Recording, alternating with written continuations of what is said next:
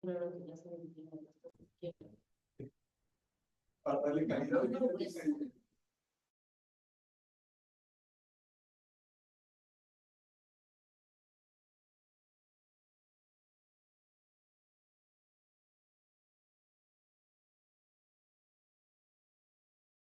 La- es- Ok, buenos días. Yo soy Humberto Castillo, residente del primer año de Medicina Interna. El día de hoy vamos a hablar sobre el abordaje diagnóstico de las neoplasias de origen primario desconocido. La plática fue coordinada por la doctora Fernanda Osorno, R3 de Medicina Interna. Como introducción, un tumor primario desconocido usualmente suele cursar indolente por largos periodos de tiempo y ya es hasta etapas más tardías cuando se presenta con metástasis de diseminación agresiva y progresión rápida. Identificar la procedencia del tumor es el punto crítico en el manejo y ayuda a determinar un margen de supervivencia. Actualmente ya se ha estudiado cuáles son cuál es la sobrevida de estos pacientes cuando se identifica el tumor primario y cuando no se identifica. Solamente el 5% de los pacientes acaba desarrollando un sitio evidente de la enfermedad y en muchos casos incluso nunca se llega a determinar con exactitud el tumor primario. La evaluación patológica inicial de un paciente con primario desconocido se basa en el examen histológico y es el estándar para llegar al diagnóstico por medio de tinción con inmunohistoquímica. Hoy en día se han desarrollado nuevos métodos moleculares que consisten en la detección de ciertos genes que llegan a presentarse en los puntos de metástasis que coinciden con los de los tumores primarios y son a partir de los cuales se están tratando de buscar por medio de los estudios moleculares. Como definición, las guías de la ESMO de 2022 lo definen como un síndrome complejo, heterogéneo, que consiste en el diagnóstico histopatológico de un cáncer sin un sitio anatómico bien definido, a pesar de un extenso protocolo de búsqueda. Importante mencionar que aquí se excluye a a los pacientes cuyos estudios de metástasis logran revelar el tumor primario después de una biopsia. A lo largo de este año hemos tenido pacientes que se presentan o cuya principal afección se debe a un sitio de aparente metástasis. Únicamente por identificar un sitio de metástasis no podemos decir que el paciente presenta un tumor de origen primario desconocido. Para eso, primero tendrías que realizar una biopsia y estudiarlo. Si no lo identificas, entonces obtienes el diagnóstico. Otra definición del libro de oncología de Evita menciona que el cáncer de origen primario desconocido se define como una neoplasia maligna comprobada por biopsia sin un sitio de origen primario identificado a pesar de una evaluación exhaustiva. En la tabla de la derecha viene una serie de pasos que tenemos que llevar a cabo para protocolizar estos pacientes.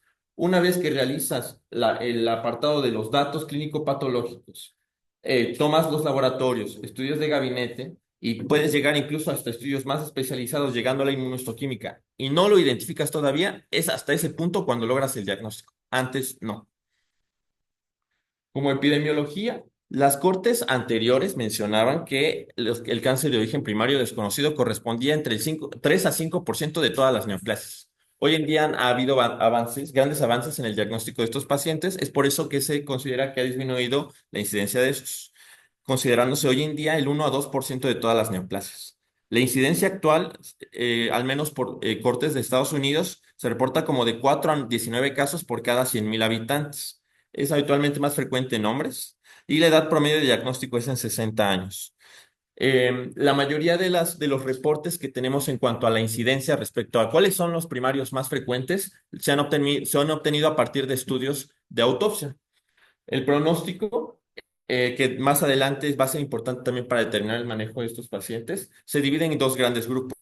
Aquellos que tienen un comportamiento favorable y un comportamiento desfavorable, siendo por mucho más frecuente aquellos que tienen un comportamiento desfavorable con una supervivencia de 8 a 11 meses. Esto siendo muy variable de acuerdo a ciertas variables independientes que más adelante vamos a mencionar. El 15 a 20% de los pacientes presentan un comportamiento llámese favorable debido a que son quimiosensibles, tienen una mayor sobrevida y responden mejor al tratamiento, con una supervivencia de 15 a hasta 20 meses. Esta es una revisión sistemática de 12 cortes de autopsias que se publicó en 2009.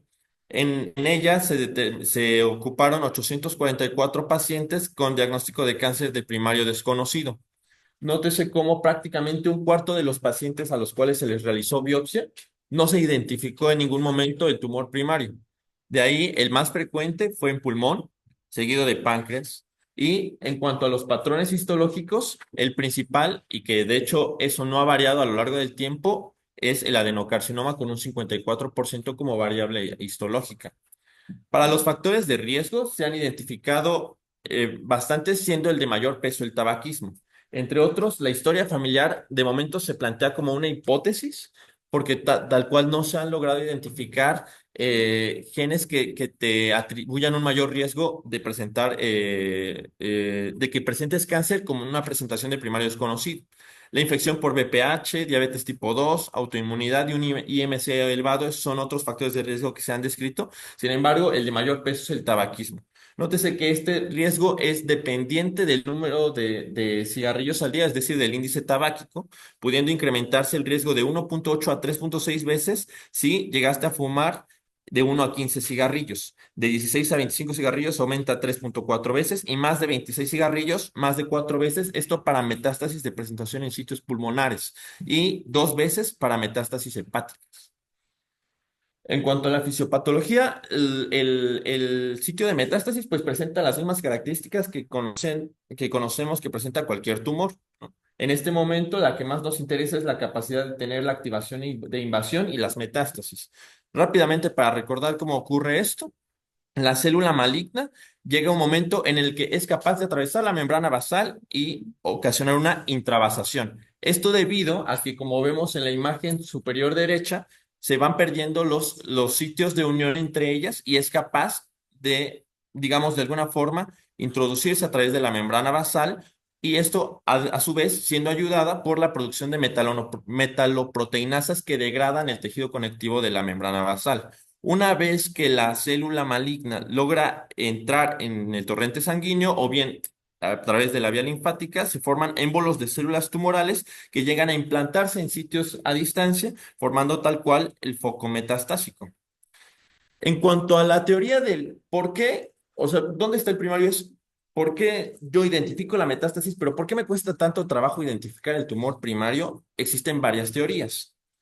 La primera es la progresión de tipo 2, pero para entender la progresión de tipo 2 hay que entender la progresión tipo 1, que se conoce como la cascada de Correa y que está principalmente descrita para cánceres de gástricos. Esto quiere decir que la historia va de como tejido normal, genera una metaplasia, posteriormente displasia de bajo grado, displasia de alto grado, carcinoma in situ y finalmente un carcinoma invasor. Esto es algo muy parecido también a lo que vemos en el cáncer cervicouterino, que está como un poquito más descrito. Entonces, esa sería la progresión tipo 1, es decir, de una célula no maligna o benigna a una célula maligna.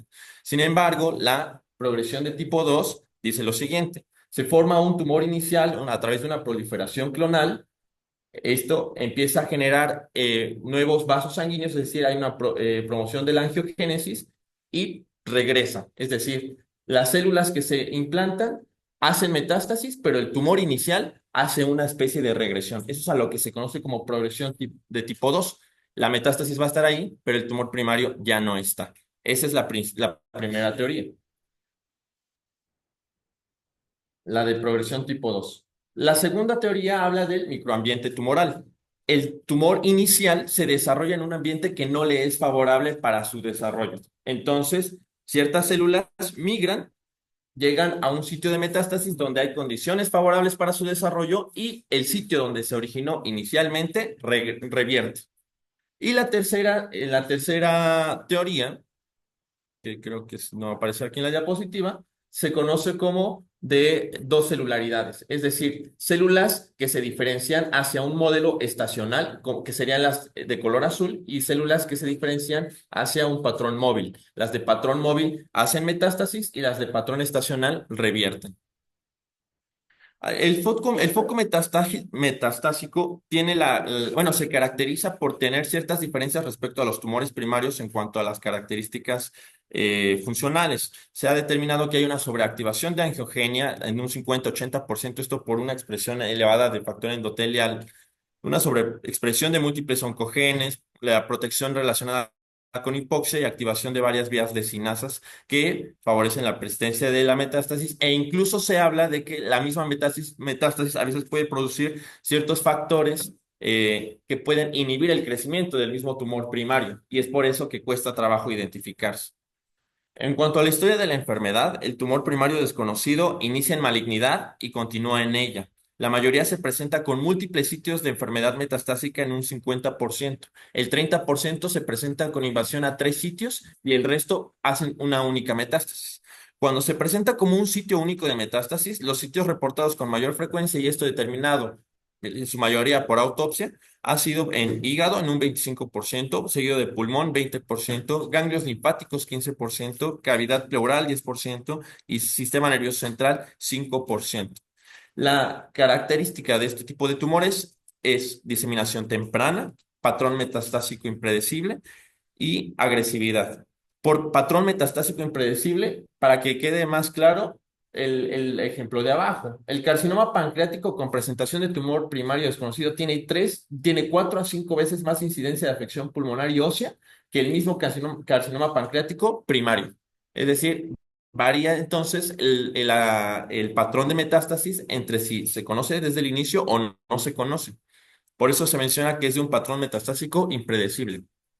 Alrededor de la mitad de las muertes observadas ocurren dentro de los primeros 3 meses. La supervivencia es peor para el adenocarcinoma y el carcinoma indiferenciado en comparación con el carcinoma de células escamosas. Y esto es debido al retraso en el diagnóstico. Generalmente un tumor que está más diferenciado es más fácil de diagnosticar. Mientras menor sea la diferenciación, hay menor expresión de ciertas moléculas a nivel fenotípico y entonces es complicado llegar a identificar el primario. Los pacientes con manifestaciones restringidas a ganglios linfáticos tienen mejor pronóstico que aquellos con enfermedad extranodal. En cuanto a la presentación clínica, es sumamente variable, desde los síntomas generales que ya conocemos hasta síntomas específicos debido al sitio de metástasis. Se puede presentar con fatiga o debilidad, disminución de clase funcional, náuseas y o vómito, anorexia, pérdida de peso, dolor, síntomas respiratorios, ascitis, linfadenopatías, etcétera. Para el abordaje, hay que entender que la piedra angular es la evaluación histológica. O sea, al final obtienes el diagnóstico hasta que tú realizas la biopsia. Pero previamente tienes que asumir el concepto de la malignidad y esto se hace al menos por medio de historia clínica completa, haciendo énfasis en factores de riesgo y antecedentes heredofamiliares, en la sintomatología, en la semiología completa de cabeza a cuello y tiroides es importante, al menos todas las guías hacen mucho énfasis en esa parte.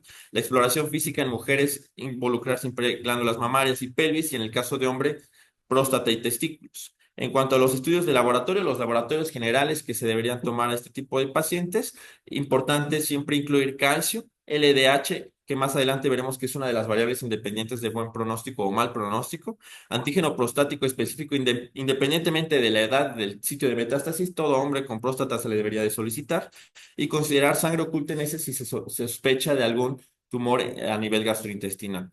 En cuanto a estudios de gabinete, prácticamente las guías refieren obligatorio una tomografía de tórax, abdomen y pelvis contrastada, y el resto de los estudios ya dependerá de la sospecha.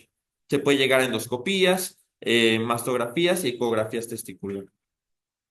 Ahora, el primer paso del abordaje a nivel patológico es por histología y es por medio de una tinción de hematoxilina o zinc. Hay cuatro variantes histológicas. El adenocarcinoma bien moderadamente diferenciado, el adenocarcinoma pobremente diferenciado, el carcinoma de células escamosas y las neoplasias indiferenciadas, siendo el más frecuente el adenocarcinoma bien a moderadamente diferenciado. En esta tabla vemos los porcentajes de arriba hacia abajo, del mayor al menos frecuente. El adenocarcinoma, por mucho, es el más frecuente y es únicamente una variable histológica, más no es un tipo de tumor. El tipo de tumor se identifica por inmunohistoquímica. Entonces, ¿cómo funciona realmente la inmunohistoquímica? Es prácticamente tomar una muestra. Esta muestra debería tener ciertas características para aumentar la efectividad del estudio, fijarla y finalmente añadir un anticuerpo que tenga o que afinidad hacia cierto epítopo específico en la célula que está muestreada. Una vez que se añadió un anticuerpo, esto puede ser por inmunofluorescencia directa. Ese anticuerpo tiene un marcador y que es lo que nosotros observamos al final de la microscopía, o bien puede ser inmunofluorescencia indirecta, es decir, un anticuerpo primario se pega al antígeno y posteriormente administra un anticuerpo secundario que es el que tiene el marcador. y entonces soy capaz de identificar ciertas moléculas que caracterizan a la célula para tratar de determinar el tipo de tumor. Como tipos de tumores, el más frecuente va a ser el carcinoma. Lo que trataron de descartar las guías es linfoma, sarcoma y el melanoma. Este esquema lo simplifica, la verdad es que bastante bien, por medio de los marcadores más frecuentes, como son las citoqueratinas, que son los más específicos de los carcinomas. En el caso del linfoma, el CD45, en el caso del sarcoma, el C100, y en el caso del melanoma, pues hay otros marcadores. Al final, casi siempre el algoritmo te va a llevar a la parte de un carcinoma. Ahora, en cuanto a los carcinomas, hay otro tipo de marcadores que te lo divide en grandes grupos como adenocarcinoma, carcinomas neuroendocrinos, escamos celulares y células germinales, y todavía puedes ir más allá en un tercer paso con subtipos por medio de las citoqueratinas, de las cuales las más frecuentes son la CK7 y la CK20. En esta tabla vemos cómo al carcinoma se le caracteriza por tener positividad a los marcadores de citoqueratina y al antígeno de membrana epitelial. Para el linfoma es el CD45, para el sarcoma la vimentina, para el melanoma el PS100 y el resto, bueno, son otro tipo de tumores menos frecuentes. Al final, el paso uno es determinar el tipo de tumor, que generalmente va a ser un carcinoma. Ahora, las citoqueratinas, ¿qué son? Son ni más ni menos que los filamentos intermedios que ayudan a dar estabilidad al citoesqueleto celular. Tenemos al menos 53 familias de citoqueratinas y las CK7 y CK20 pues tienen la presentación de este tipo de tumores. Vemos que hay prácticamente cuatro grupos o cuatro tipos de patrones distintos. Cuando hay CK7 positivo, CK7 negativo. Y a su vez para cada uno, cuando CK20 es negativo y CK20 es positivo. Y entonces a partir de esto podemos jugar y determinar cuál es el subtipo de tumor ante el cual nos estamos enfrentando, siempre considerando que esto puede ser variable. Por ejemplo, en el cáncer pancreático, lo más frecuente es que se presente con un perfil de citoqueratina CK7 positivo y CK20 positivo, pero muchas veces en los casos de los sitios de tumores de origen primario desconocido, el CK20 en el cáncer de páncreas puede negativizar. Entonces, eso lo vuelve todavía un poco más complicado y tienes que irte todavía con marcadores todavía más específicos que son los que vienen enlistados en la tabla, que tal cual, bueno, eso ya no nos correspondería a nosotros. En la tabla de la derecha es una propuesta de la revista de Nature en donde te plantea esto mismo de los cuatro pasos.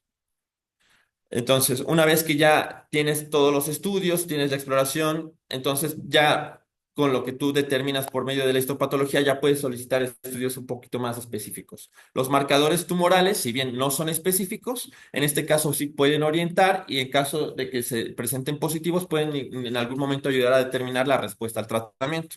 En el caso de los pacientes que se presentan, bueno, principalmente hombres con metástasis óseas, osteoblásticas, es obligado solicitar el antígeno prostático específico. Para mujeres con adenocarcinoma peritoneal primario, el marcador que ayudaría en este caso es el CA125. Para mujeres con adenocarcinoma ganglionar mixto, el antígeno carcinoso es 15-3. Y para los carcinomas indiferenciados de línea media, el alfa-fetoproteína y la fracción beta de la gonadotropina coriónica humana.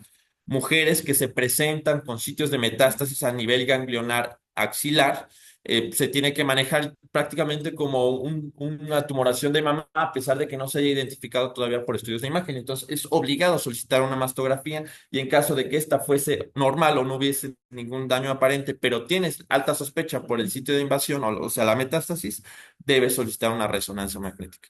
El PET scan, que se han realizado varios metaanálisis de cuál es realmente el rendimiento en el protocolo de diagnóstico de estos pacientes, que más adelante voy a mencionar. Se ha demostrado que para el tipo de cáncer que presenta mayor utilidad o rendimiento es el carcinoma escamocelular, principalmente a nivel de cabeza y cuello, y también para sitios de metástasis única de primario desconocido, en donde determinas localización, determinas actividad y prácticamente el manejo de estos casos es resección y en algunos casos radioterapia.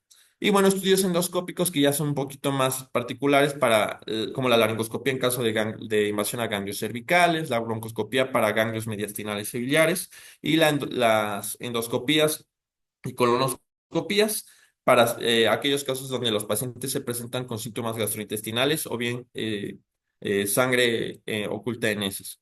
En cuanto a los estudios de imagen especializados, hablamos en este caso, la tomografía por emisión de positrones, realmente la sensibilidad y la especificidad que se han llegado a reportar es de 85% en ambos casos, sensibilidad y especificidad. Hay un metaanálisis del 2009 en donde se analizaron 18 estudios, todos fueron retrospectivos y la verdad es que la población fue demasiado heterogénea y se demostró que la tasa de falsos positivos en ese caso fue hasta del 30%, o sea, fue demasiado alta.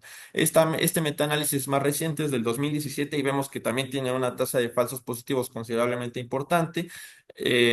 De los 20 estudios que tomaron en cuenta, solamente 4 fueron prospectivos, el resto fueron retrospectivos y la heterogeneidad también fue muy grande. Entonces, el mismo metaanálisis lo dice, faltan estudios prospectivos de cortes grandes para poder determinar realmente el rendimiento del PET scan. Es por eso que las guías tal cual no lo manejan como un estudio de primera elección para protocolizar a estos pacientes, ¿no? Y los estudios moleculares, que son los que mencionaba al inicio, que son las pruebas de tejido de origen, prácticamente lo que hacen es, a través de la prueba, cargan la información de los tumores que ya conocemos con los genes más conocidos y a través de la muestra tratan de encontrar esos genes.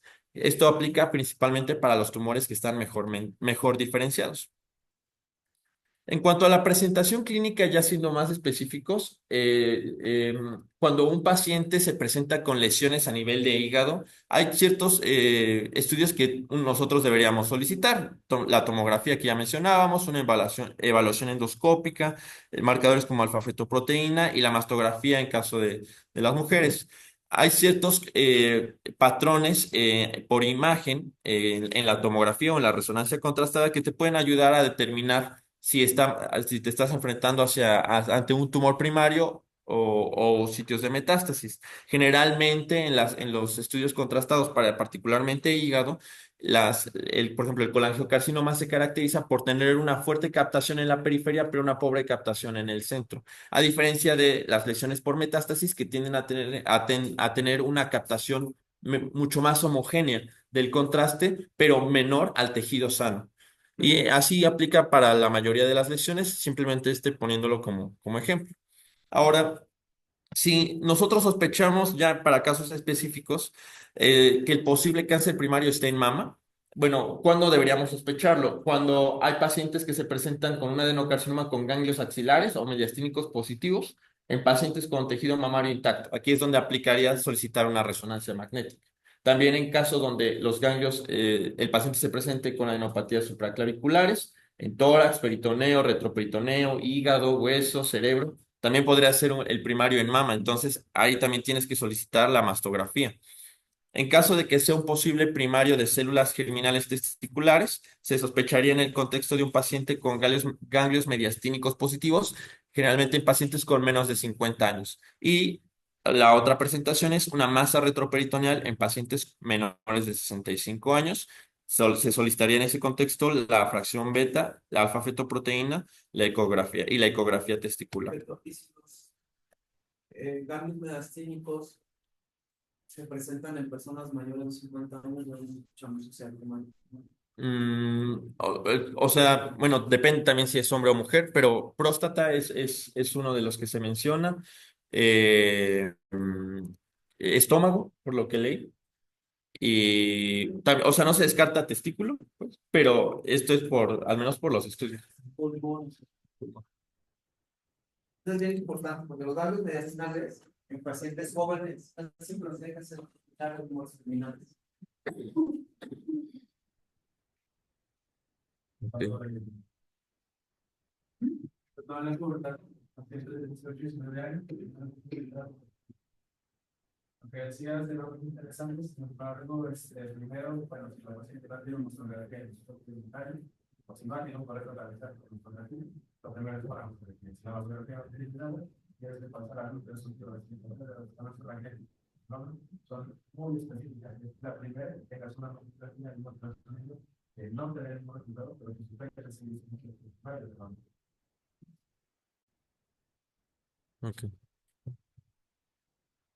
Para sospechar de un posible cáncer primario de próstata, prácticamente es todo paciente con próstata o prostatectomía mayores de 40 años, excepto en metástasis limitadas al hígado y cerebro, porque no es lo habitual. Pacientes que presenten metástasis óseas, aquí sí, o múltiples sitios de afección deben someterse a evaluación de niveles de antígeno prostático específico. Para el probable cáncer primario de ovario, es en aquellos contextos donde se presentan con ganglios mediastínicos positivos en pacientes con ovarios que tienen menos de 50 años, el adenocarcinoma en ganglios inguinales, en tórax y peritoneo, ya sea con o sin ascitis, y la presencia de derrame pleural o una masa retroperitoneal, solicitarse a 125. Como estudios complementarios para un adenocarcinoma localizado, dejé ahí como las cinco premisas que consideré como más relevantes. Pacientes con adenocarcinoma que involucra lesiones óseas dolorosas, está indicado un ataque de tórax, abdomen, pelvis con contraste y una gamografía ósea. En caso de masa retroperitoneal, peritoneal o ascitis, una citología de orina. En caso de ganglios linfáticos inguinales, las pautas incluyen proctoscopía para valorar la posibilidad de cáncer rectal o anal.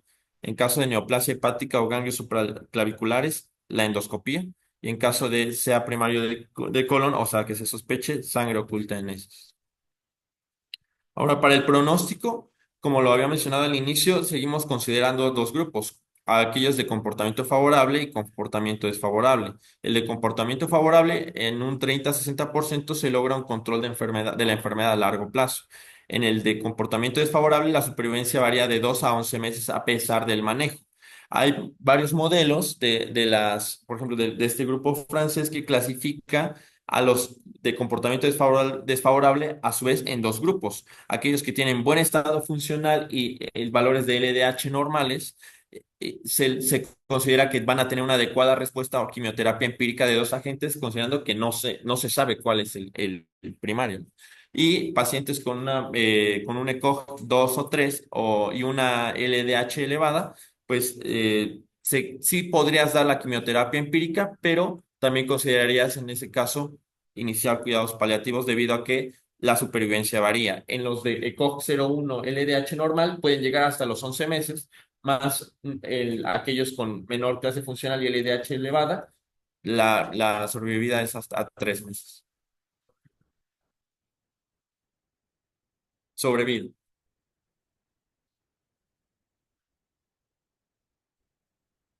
Bueno, en general, o sea, los tumores, los cuales no puedes identificar el primario, aunque tú ya sepas que es cáncer, porque tienes una biopsia que te dice que es un carcinoma indiferenciado, tienen muy mal pronóstico. Bueno, o sea, son un poco diferenciados, tienen mal pronóstico, pero aparte son de rápida progresión. Y lo que estás detectando, tú no puedes definir si es el primario o es una metástasis. Tú ya tienes una evidencia que tienes una enfermedad neoplásica, pero no sabes en dónde se originó. Y lo único que tienes es que te reportan un adeno o ¿cómo se llama esto? Este, un sarcoma, pero no sabes de dónde viene, ¿no? No sabes, te dicen es poco diferenciado y es imposible saber de dónde viene. Pero sí hay formas de sospechar de dónde viene, pero son de muy mal pronóstico justamente porque son indiferenciados y porque aparte tú no puedes establecer dónde está el primario, aunque tengas un reporte histopatológico que te diga Sí. que es muy diferente cuando tú tienes metástasis por todos lados, que no se conocía portador de una enfermedad neoplástica y que tú lo diagnosticas por una enfermedad metastásica, tomas biopsia y ahí sí ya te dicen, no, es una carcinoma bien diferenciado del pulmón. Sí. Sí, sí. Sí, o sea, de hecho, o sea, por eso quimioterapia empírica, o sea, no sabes en dónde está el primario. Generalmente aquí los protocolos manejan esquemas de quimioterapia a base de combinaciones con platinos y taxanos. En cuanto al tratamiento, para digamos que los del grupo de comportamiento favorable, pues sí hay esquemas propuestos por las guías, incluso cuando no se conoce tal cual el primario, pero lo sospechas, ¿no? Por ejemplo, en el caso del carcinoma neuroendocrino escasamente diferenciado, se propone quimioterapia combinada con etoposide y platinos. En el caso del anocarcinoma peritoneal, específicamente el subtipo seroso papilar, puedes hacer algo así como en el SEA de ovario, estadio 3, que es prácticamente citorreducción y posteriormente quimioterapia a base de cisplatina y taxanos. En el caso de pacientes masculinos con metástasis óseas, terapia de privación con andrógenos, con radioterapia. Aquellos que se presentan con solamente un sitio de metástasis, pues haces resección y radioterapia local, ambas, o incluso también terapia sistémica.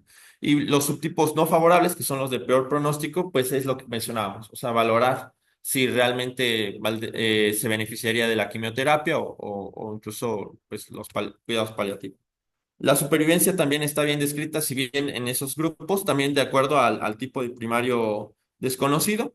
Dejo la tabla para que posteriormente se revise, pero pues varía de acuerdo al tipo de tumor, ¿no? Y pues ese esquema prácticamente resume lo que fue la charla, es prácticamente identificas el tumor primario, pues lo tratas, no es un primario desconocido. No lo detectas, entonces estudias por medio de inmunohistoquímica hasta determinar el mayor grado de diferenciación o los subtipos y finalmente determinas pronóstico y basado en ello, pues ya prescribes tratamiento. Y sería todo.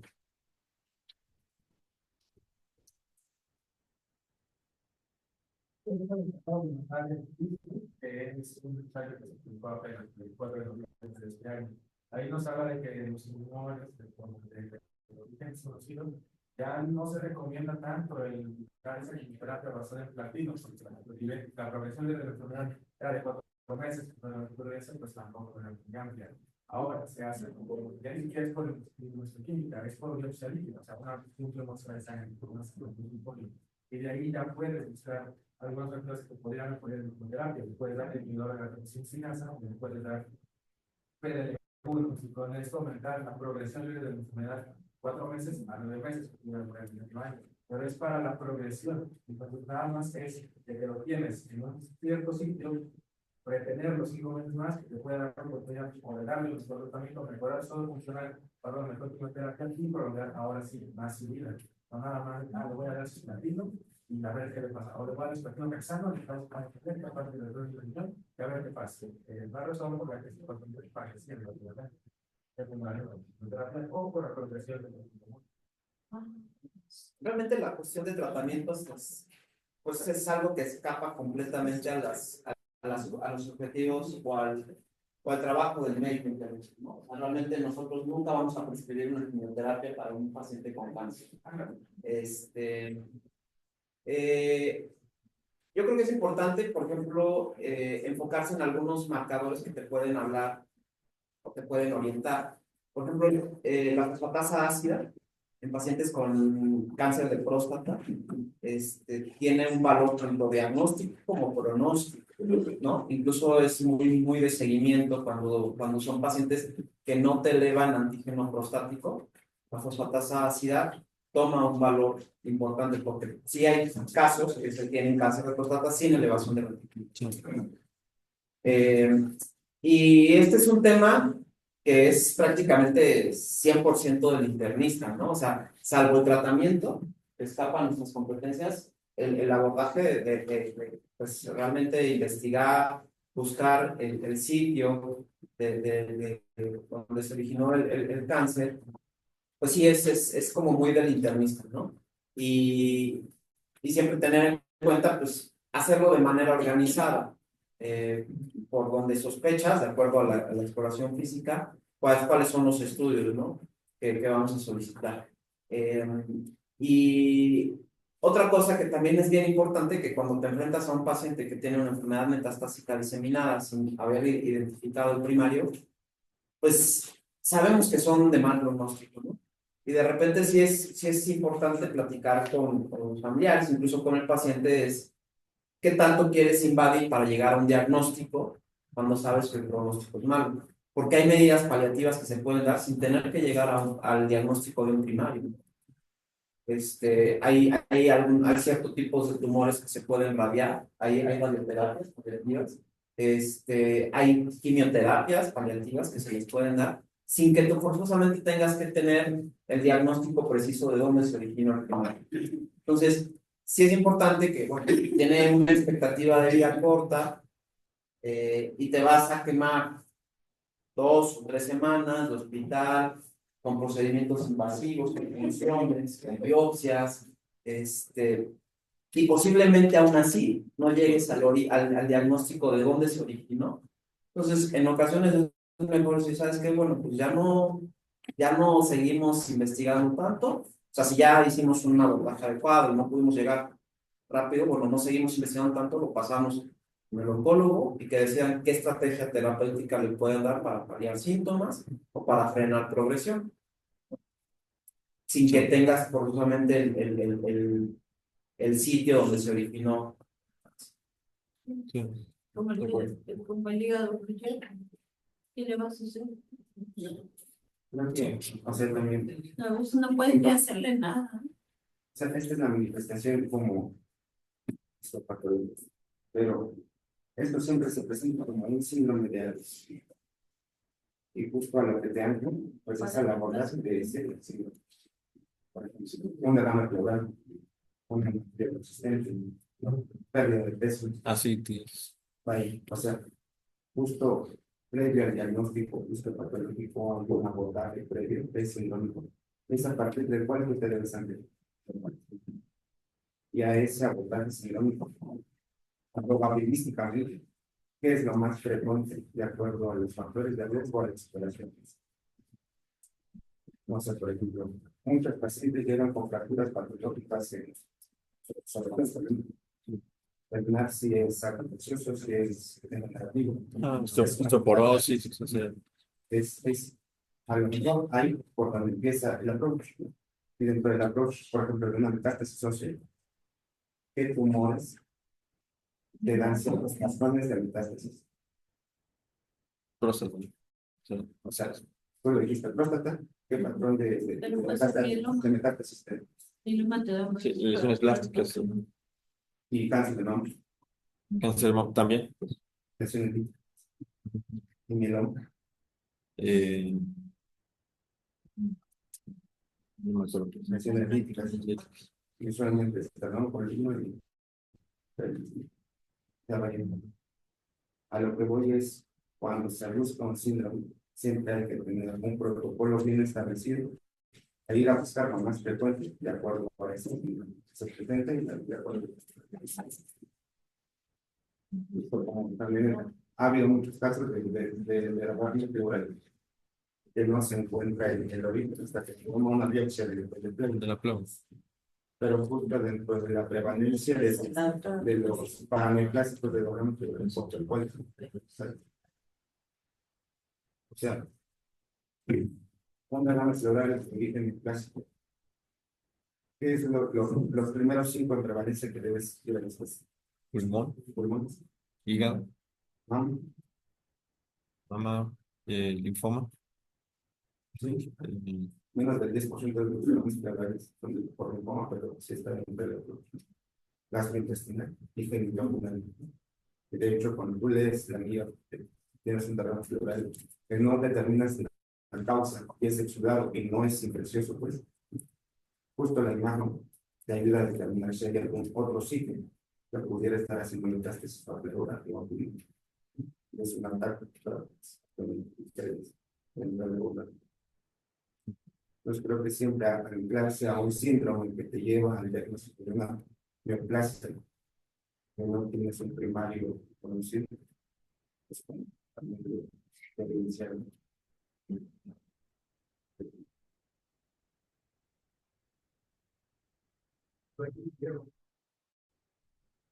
A ver,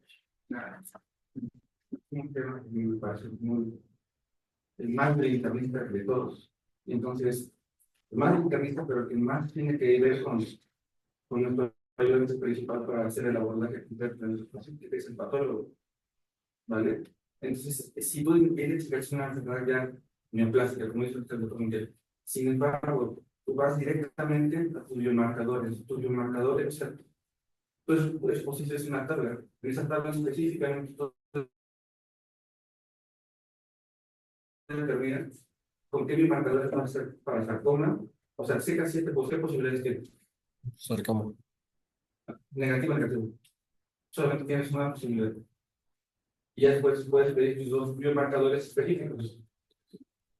¿Vale? Negativo, negativo.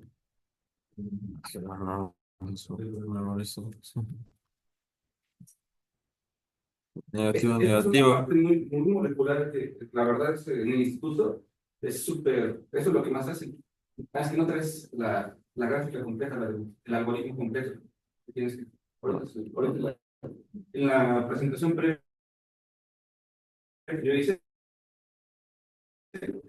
ahí les decía, las ponía negativos, o sea, los dos negativos, hay dos opciones nada más. ¿De acuerdo? Próstata y colon. ¿De acuerdo? Próstata y te vas a hacer colon en algunos contextos. ¿De acuerdo? Ahora, tú vas a tener que decidir qué tipo de biomarcador es el más específico para la patología que sospechas, como lo dice Francisco, ¿no? Si tu síndrome clínico va específicamente hacia patología pulmonar, entonces, ¿qué le tendrías que pedir a tu paciente? Ah, TTF1. factor de transcripción, tiroideo. Y entonces, obviamente, el oncólogo lo que va a decidir a partir de ese biomarcador específico probablemente es dirigir la terapia biomolecular, o sea, bioespecífica. Los que tienen CK20 y CK7 negativos Ajá, son adenocortical, son próstata, hepatocarcinoma, es negativo, Merkel y colorectal. no germinales, no seminamatoso germinal, próstata, Yo que estoy en el lado derecho. células escamosas y nada más. Hepatocelular, células renales, próstata pulmonar, epidermoide microcítico y cabeza y bueno, de cabeza y cuello. Okay. Bueno, el renal puede ser CK7 positivo o negativo, Pero ahí o justamente con CK20 negativo.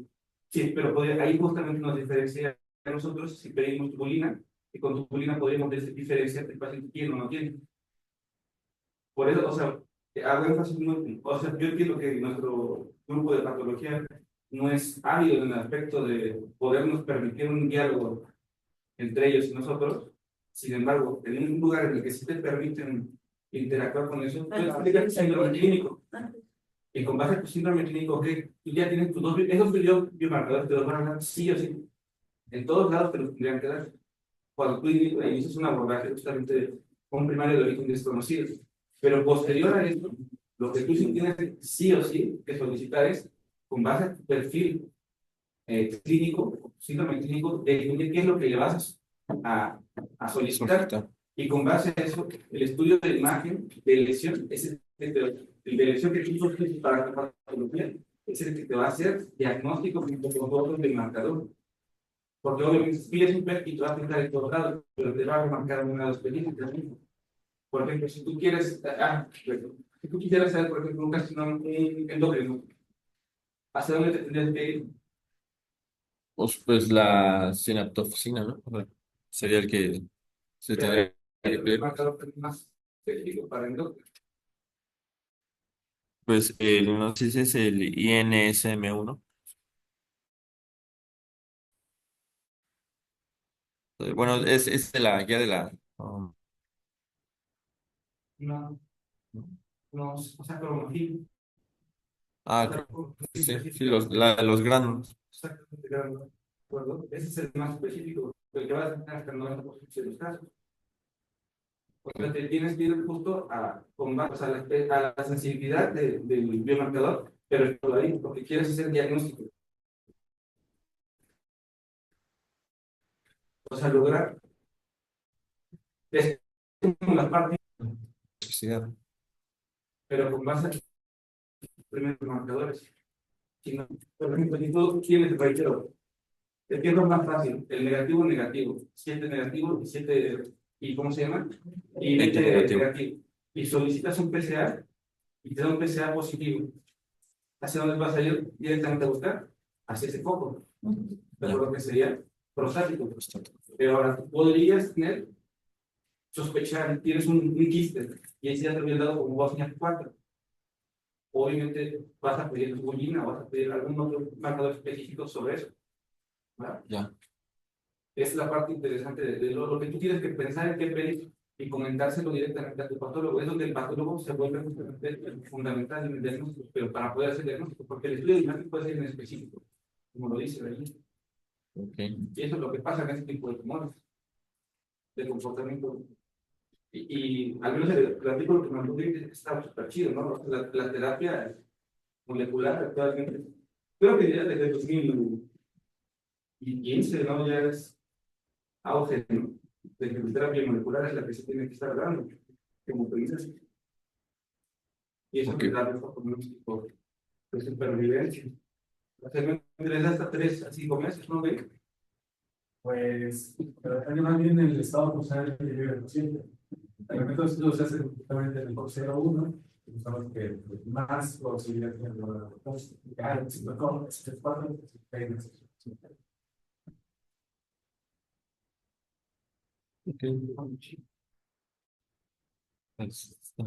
Está complicado. Sí me costó. Gracias.